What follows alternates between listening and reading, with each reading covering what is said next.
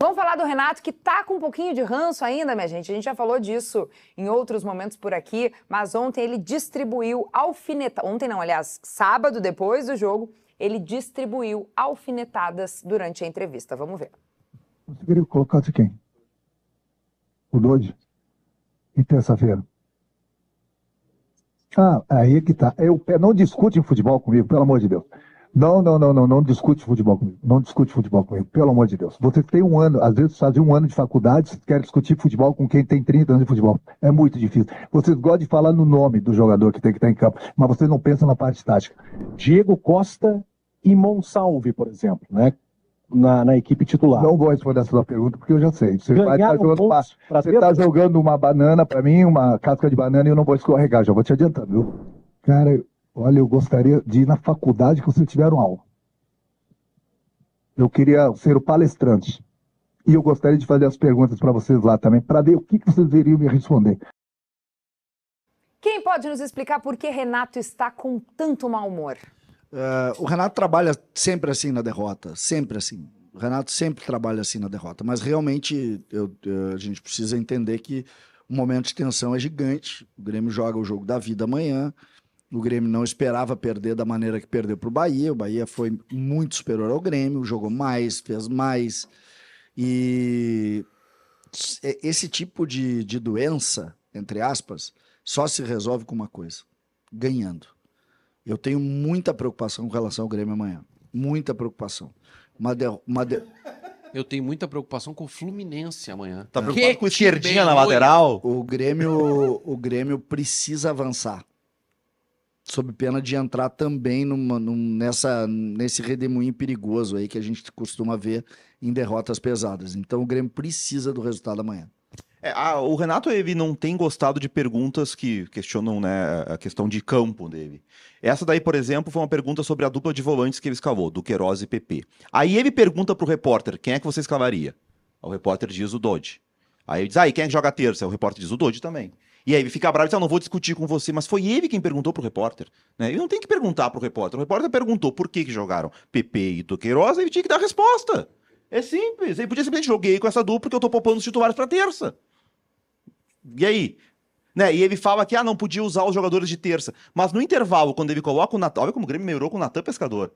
Quando ele coloca o Natan Pescador, que inicia pelo lado direito, mas vem pra dentro, vira mais um cara no meio de campo, o Grêmio já equilibrou o jogo. Então, mesmo com reserva, ele não precisava ter escalado um time tão aberto. Ele escalou o PP, que é um volante que não marca, junto com o Duqueiroz, e aí pelos lados Aravena e Natan Fernandes, que marcam um pouco, que tem pouca capacidade de ficar com a bola. O Aravena até tentou, né? O Aravena tentou, né? E o Bahia deu um banho de bola no primeiro tempo. O Bahia teve 70% de posse de bola no primeiro tempo. O Bahia jogou no campo do Grêmio. O Grêmio com a torcida, o estádio cheio, tava bonito, o Alfredo Jaconi. O Grêmio ficou o tempo inteiro correndo atrás do Bahia. Ele pensou mal o jogo. Mesmo poupando titulares, todo mundo sabe como o Bahia joga, que é um time que usa muito meio campo. E ele esvaziou o meio campo.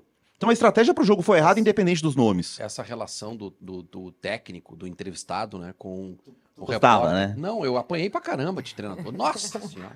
Muricy Ramalho, mas foram importantes todos eles para o meu processo de amadurecimento, porque eu peguei uma casca maravilhosa. Peguei Muricy, Celso Rotti, Mano Menezes, meu Deus do céu, eu entrevisto quem tu quiser hoje no mundo. Entrevisto e vou bem, né, na latinha com eles aqui. Só que tem uma coisa que eles não entendem, Kelly. Que o repórter que tá ali, ele tá colocando um questionamento do torcedor.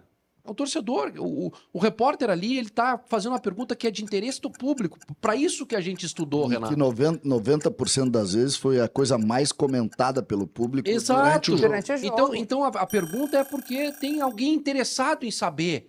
Eu, quando perguntava, nenhum técnico perguntou o que eu achava, nas minhas perguntas, assim, se eu tivesse a oportunidade de responder para eles, eu ia dizer assim: eu não acho nada, eu quero ir embora para minha casa tomar um banho. É só isso. Eu quero tomar um banho, porque eu tô aqui desde as 6 da manhã trabalhando. Isso, exatamente. Eu queria estar em casa com a minha família, é só isso. Gente. Pois é, né? Imagina dar uma resposta dessas no meio ali, né, da entrevista do técnico, rebater respondendo isso. Bom, vamos entender então se o Renato também tem alguma culpa, digamos assim, na demora em fazer substituições. Esse é o nosso próximo tema por aqui. Mais uma vez a gente viu que o Cristaldo e o Arezzo, por exemplo, só entraram depois do segundo gol do adversário, depois que o adversário tricolor construiu uma vantagem bem importante. Vocês acham que falta um pouquinho mais de agilidade para o Renato mudar o panorama do jogo, vendo que a situação já está ruim? Um dos erros que eu vejo do Renato, e ele está sendo inclusive cobrado nesse momento por isso, é fazer muito óbvio, né? O Renato perdeu o Gustavo Nunes. Bom, então bota o Aravena, bota o Natan e não pensa algo diferente Mas disso. César, vamos lá. Tu acha que o Renato merece... eu acho que até a pergunta do repórter foi uma pergunta pontual.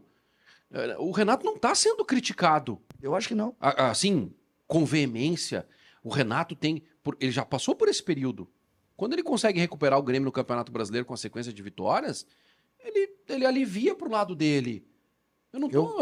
O Renato tá muito reativo, sem necessidade. Não há necessidade nenhuma dele estar reativo. Mas deve ter algo incomodando ele, né? O Grêmio vai jogar uma oitavas de final de Libertadores da América. Teve a eliminação pro Corinthians e tal. Mas...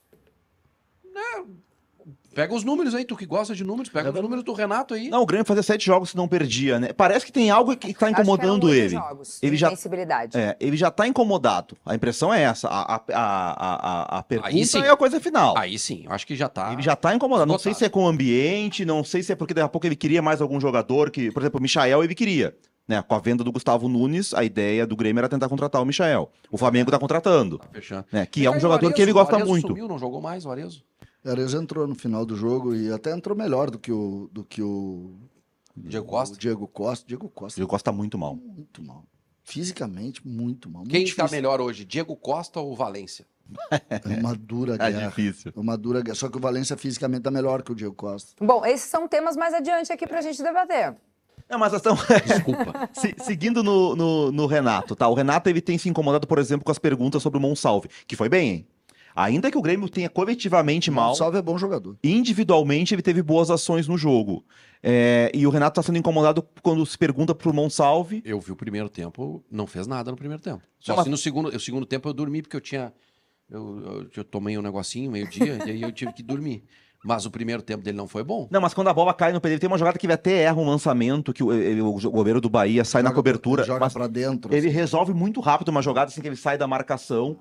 Foi um jogo que o Grêmio não teve a bola, né? Então também ele sofreu, por isso que ele é o armador. Se o teu time não tem a bola, né? Fica difícil pra ele. O Monsalve é bom jogador. Mas quando a bola cai nele, sai a diferença. Aí, hoje o Grêmio tem um jogador que tá mal, titular, que é o Pavon. Né? Aí o Renato tem essa questão que ele acha que não dá pra colocar a substituição Pavon, Monsalve por Pavon, porque alguém tem que fazer o lado. Tudo bem, direito dele é uma questão tática. Mas ele tem que encontrar uma solução. Ele tem um titular que tá muito mal e ele tem um reserva que tá jogando bem. Será que vai ir pra esse jogo só de novo com o Pavon mal? Ou tentar alguma coisa diferente? Eu acho que ele vai com 3 zagueiros, tirando o Pavon, botando o Bright White um pouco mais pelo lado direito. O Grêmio tá definido, eu acho. Sem o Pavon.